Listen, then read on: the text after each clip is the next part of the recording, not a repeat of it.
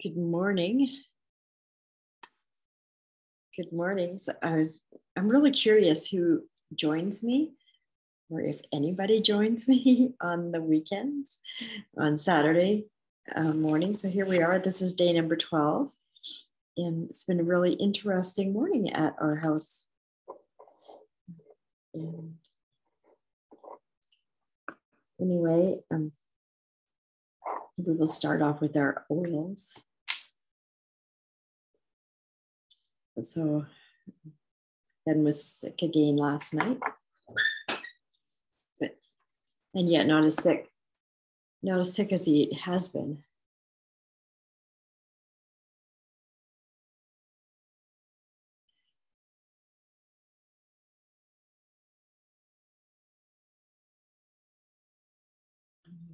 And he was sick much later in the evening and in the night, and then he woke up this morning hungry. So breakfast at 5 a.m. and which is the first time he's been hungry. So it's really good. Lots of progress being made here. Very,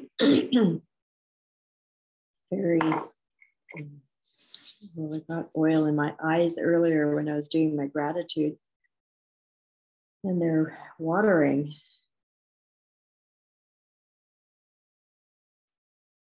Oh, I just love this combination of rose and Northern Lights black spruce.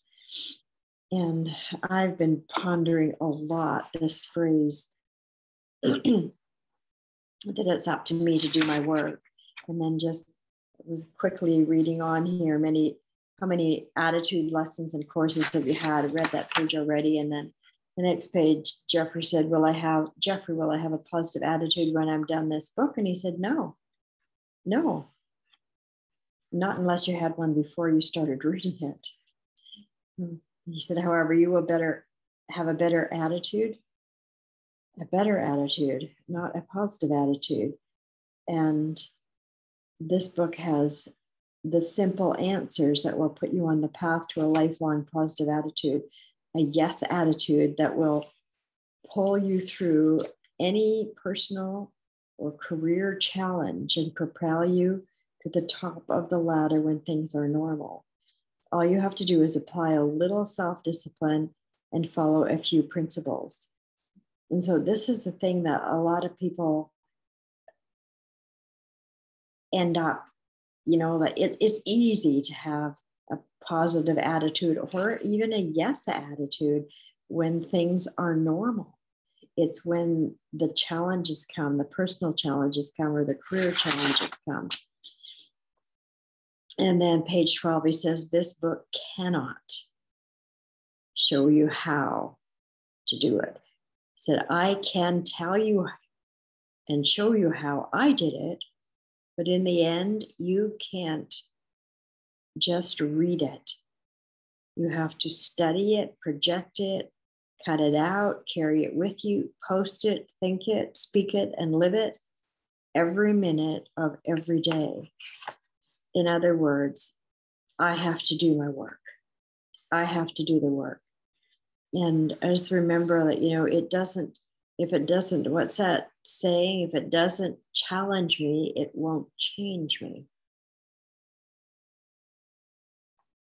Actually, the statement, I think, is if it doesn't challenge you, it won't change you. However, if I'm going to personalize this, if it doesn't challenge me, it doesn't change me. And so the challenges come up, and rather than looking at it as a challenge, to look at it as an opportunity. And I was really inspired to change up some things in my gratitudes this morning and really go deeper even in what I'm grateful for, and then what I'm projecting of the things that I desire to create and to become and to achieve. And it was kind of fun. It was, enjoyed it.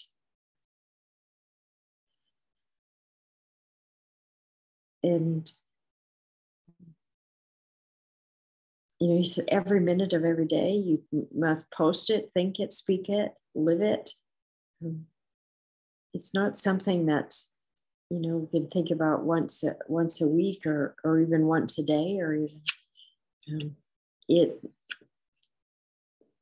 it's got to become the predominant way of thinking. So you can't gain a positive attitude by reading a book. And so then I can't gain a positive attitude by reading a book.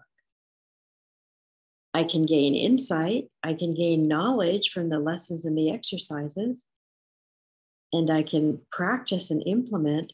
So really, then reading this book, really what it gives me again, it's a gathering of information where it's in the conscious mind.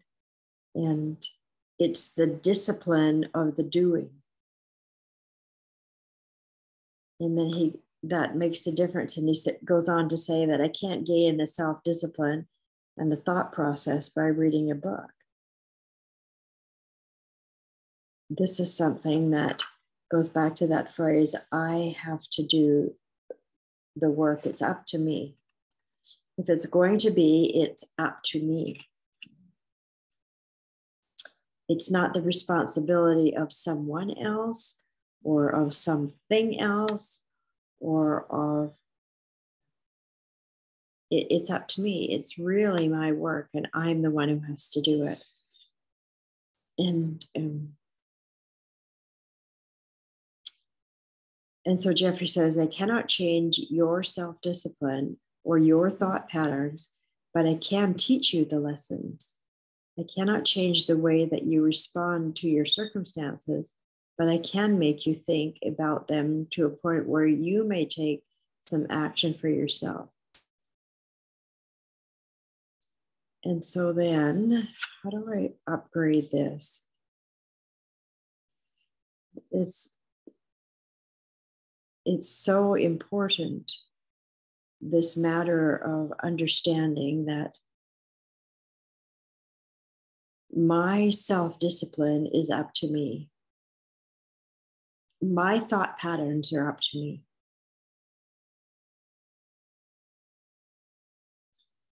Reading about it gives me the opportunity to think about it. And then thinking about it helps me to notice how I feel about it. And then as I make a decision of the way I want to feel, then I can change the way I respond to my circumstances.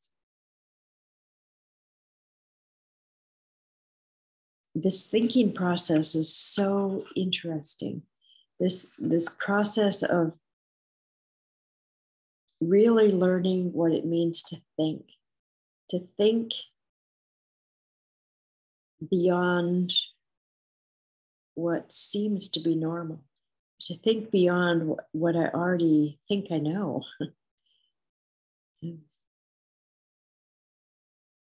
Self-discipline.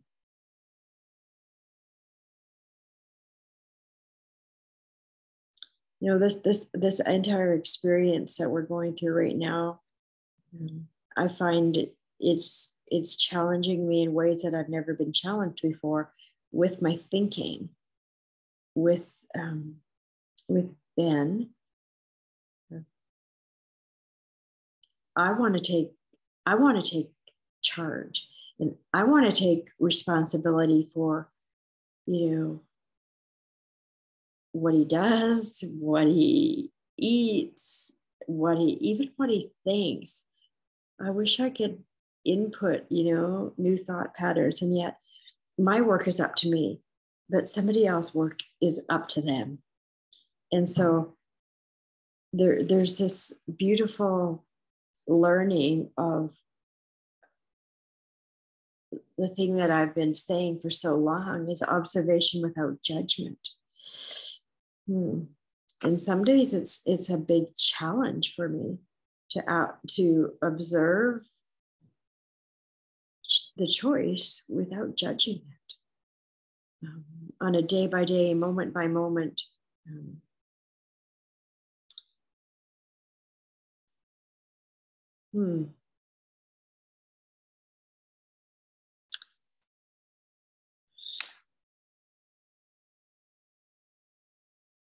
And rather than thinking about it as something that's hard, and it's the judgment that makes it difficult.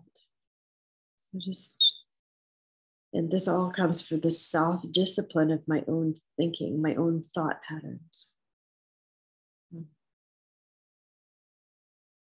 So then he goes on to say, this book can inspire you, can show you where you are, spoon feed you actions and ideas, give you attitude answers. It cannot change your attitude. I can only create an atmosphere so you can change it for yourself.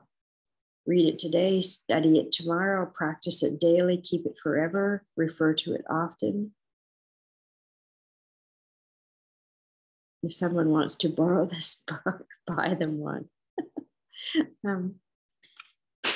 Wow, this is a huge lesson in the whole observation without judgment, in that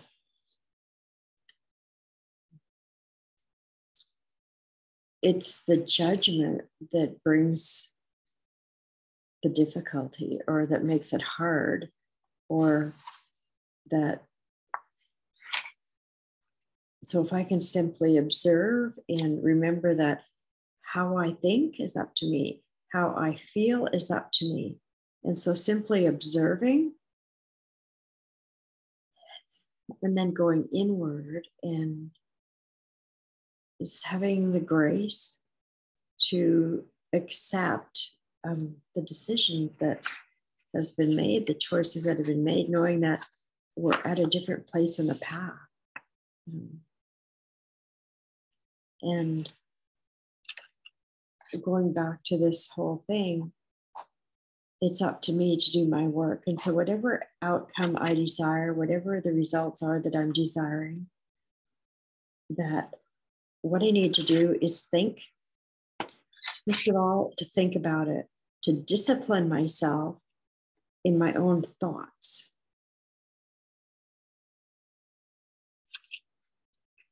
Okay, I'm going to stop there and just percolate and think on this. You know, I've so often thought of discipline as self-discipline as the actionary aspect of life. Okay, now this is more a self-discipline in the thinking arena, to discipline myself to think the thoughts that are going to give me the outcome that I desire. And